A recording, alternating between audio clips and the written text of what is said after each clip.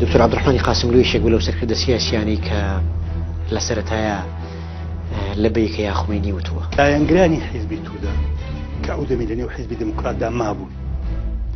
ئەوان تەبلیغیان بۆ سیاسەتی حیزبی بۆ سیاسەتی کۆماری ئیسلامی ئێران دەکرد. ڕوودا و مێژوو لەگەڵ مستەفای هیجری سکرتێری گشتی حیزبی دیموکراتی کوردستانی ئێران